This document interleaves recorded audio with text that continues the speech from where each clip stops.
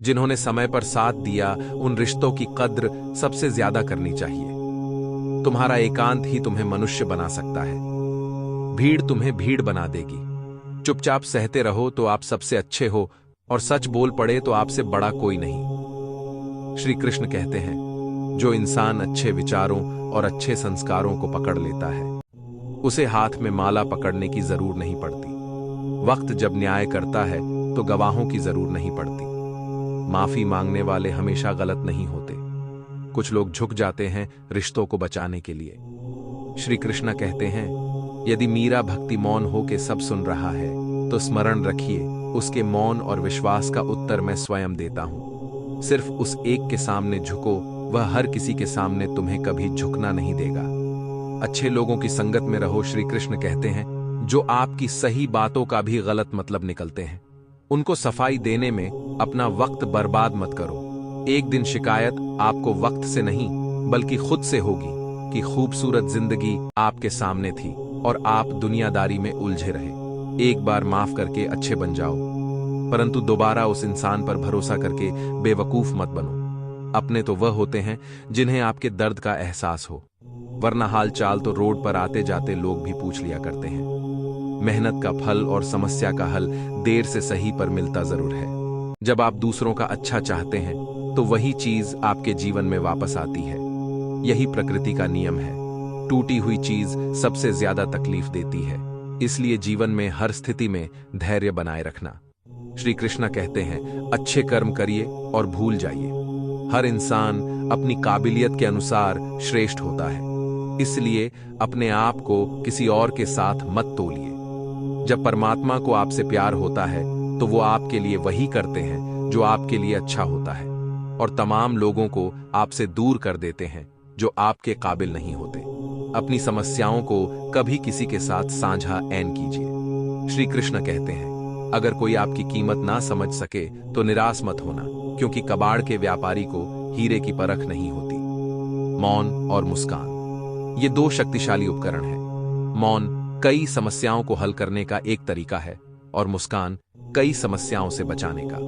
कोई भी इंसान ऐसे ही अपने आप को नहीं बदलते।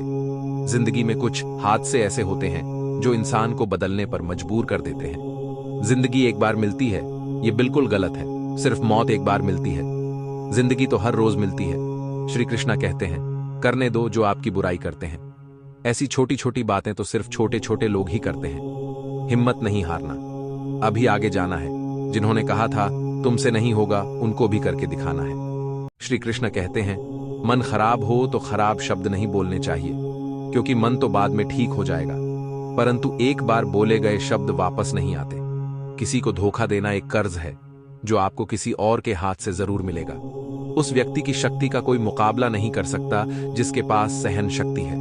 लड़ने की ताकत सबके पास होती है, लेकिन किसी को जीत पसंद आती है तो किसी को रिश्ते। बुद्धि तो सबके पास होती है, परंतु चालाकी करना है या ईमानदारी, यह संस्कारों पर निर्भर करता है। जीवन में त्याग के बिना कुछ भी पाना आसान नहीं है। एक सांस लेने के लिए भी पहले सांस छोड़ने पड़ती है। कसूर हर बार गलतियां का नहीं होता, शंका का कोई इलाज नहीं और चरित्र का कोई प्रमाण नहीं होता। मौन से अच्छा कोई साधन नहीं और शब्द से तीखा कोई बाढ़ नहीं। हर करीबी इंसान को अपना राज मत बताओ, क्योंकि जो आज आपके साथ है वह कल आपके खिलाफ भी हो सकते हैं। जिसने अपने मन को काबू कर लिया, उसकी सफलता को भगवान कभी नहीं रोक सकते। हृदय से जो दिया जा सकता है वह हाथों से नहीं, और जो मन से कहा जा सकता है वो शब्दों से नहीं। कहा जाता है, श्रीमद् भागवत गीता हर इंसान को पढ़ना और समझना चाहिए, ताकि वह अपनी जिंदगी में सुख, शांति और सफलता को प्राप्त कर सके। श्री कृष्ण कहते हैं कि मनुष्य को चिंता किए बिना, लालच बिना एवं निस्वार्थ और निष्पक्ष होकर अपने कर्तव्यों का पालन करना चाहिए। जिस तरह प्रकाश की ज्योति अंधेरे में चमकती है, ठीक इस प्रकार सत्य भी चमकता है। इसलिए मनुष्य को हमेशा सत्य की राह पर चलना चाहिए।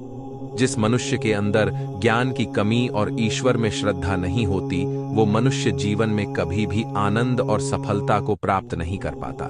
जिस प्रकार मनुष्य अपने पुराने वस्त्र को त्याग कर नए वस्त्र धारण करता है, ठीक इस प्रकार आत्मा पुराने व्यर्थ के शरीर को त्याग कर नए भौतिक शरीर को धारण करती है। कौन क्या कर रहा है, कैसे कर रहा है और क्यों कर रहा है, इन सब से आप जितना दूर रहेंगे उतना ही आप खुश रहेंगे। दोस्तों, आपको यह जानकारी कैसी लगी हमें कमेंट में जरूर बताएं। यदि आपने अभी तक हमारे चैनल को सब्सक्राइब नहीं किया है तो अभी हमारे इस दिव्य गीता चैनल को सब्सक्राइब कर लें, जिससे आपको आने वाली अगली वीडियो की नोटिफिकेशन मिल सके।